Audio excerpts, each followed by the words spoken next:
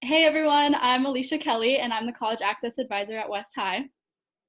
And I'm Katie Dixon, the College Access Advisor at Highland High. And I'm Katie Mazzie. I am the Manager of Outreach and Scholarships at the Utah Higher Education Assistance Authority, or UHEAA. And on today's video advice, we're going to be talking about the FAFSA. If you are unfamiliar with what the FAFSA stands for, it is the Free Application for Federal Student Aid. Today, we are lucky enough to have Katie Mazzie here with us, and she is an expert on the FAFSA. We're so grateful that she's going to be able to answer some of our questions, and that's kind of how we're going to do this, is just ask her some questions and she'll answer. And we want to figure out why exactly it's important to fill out the FAFSA. Yeah, and I think the biggest question, Katie, that we have when we as College Access Advisors are talking to our students and families is, why should students bother completing the FAFSA at all if they won't qualify for need-based aid or if they're not sure if they would? Yeah, I get this question pretty frequently too, and there's a number of answers to this. So one, I would say that this is an increasingly popular item for scholarship committees to add to their application. So you'll encounter a lot of private or institutional scholarships that ask you to have the FAFSA done before you apply. In fact, we just did a focus groups at 5 different high schools across Utah back in February. And in each of those focus groups, students mentioned that they needed the FAFSA as part of a scholarship application. The second thing I'd say is that the eligibility requirement for Pell Grant is different sometimes than the eligibility requirement for work study. So just because you didn't qualify for a Pell Grant doesn't mean you might not qualify for a work study position.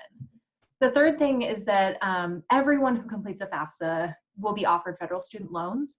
And I know that sometimes that doesn't feel like financial aid, but it really is when you look at it through the lens of, you know, if I do have to borrow student loans to pay for school, it's a lot better to have the federal option than to go and borrow a loan from a bank or credit union that's going to have a higher interest rate, or to have to put tuition on your parents' credit card, for example.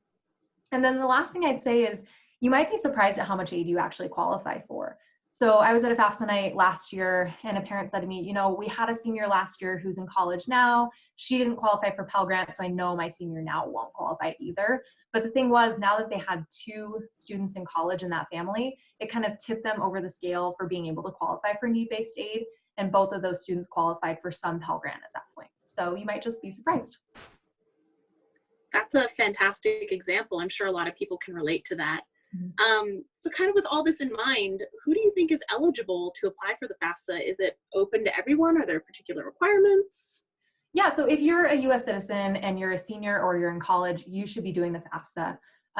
If you are a refugee or if you've been granted asylum in this country, you should still be able to complete a FAFSA too, as long as you have both a social security number and an alien registration number, which you'll find on your green card. For students who are undocumented or maybe in the DACA program, although you won't be able to fill out a FAFSA online and you won't qualify for federal student aid, there's a couple things you need to know about. One is that you'll still be able to get in-state tuition in Utah as long as you go to a Utah high school for at least 3 years. The second is that you can still apply for private scholarships.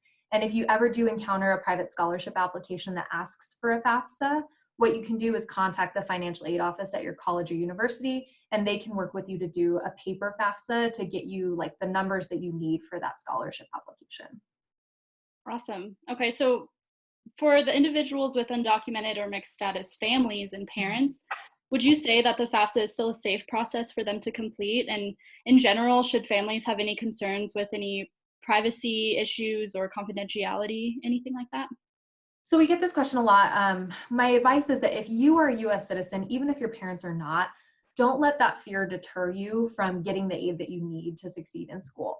So what you do on the FAFSA is you put 0 down for your parents' social if they don't have one. And that can kind of understandably be intimidating or a little bit nerve-wracking to, out your parents, so to speak. But Department of Education's policy is to not share that information with immigrations and custom enforcement entities. So you can kind of rest assured there. The second thing I would say, just from an anecdotal point of view, is that before joining UHEAA, I worked at East High School's AVID program. So I've been helping students do the FAFSA since 2008. And I've literally never encountered a situation where a family did the FAFSA. And we had a lot of students who had undocumented parents. None of them were negatively affected by doing the FAFSA. So. Wow, that's great. Another question I get, and this is kind of one that I can resonate with when I was younger.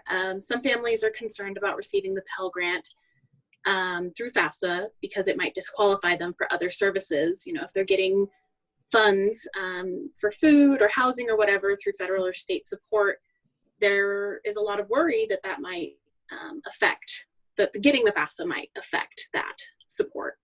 Should they worry? No, so that's not a fear at all, luckily. So if you are receiving, let's say, like supplemental nutrition assistance, so SNAP or food stamps, if you're on free and reduced lunch, or, you know, if your parent's getting Social Security disability, those are just a couple of examples, that actually helps you on the FAFSA because it demonstrates financial needs. So your likelihood of actually qualifying for something like a Pell Grant would be higher. And it also works in reverse. So any financial aid that you're receiving for your education from the government is just that, it's for your education. So from everything that I've ever read or researched, when programs like SNAP or food stamps are calculating eligibility, they realize that that money is not for food, that money's for your education, right? And so it doesn't negatively affect you when they're calculating your need for those programs. Amazing. Thank you so much, Katie, for all of this information. It was super, super helpful. And You're students, welcome. I know that as students, you probably have some questions still, even after this video, which is totally fine, but we hope that we were able to hit some of the main ones here. But keep a lookout for our next tips and tricks videos and our video advising sessions so that you can get some specific insight on completing the FAFSA in general. Yep, advise you later.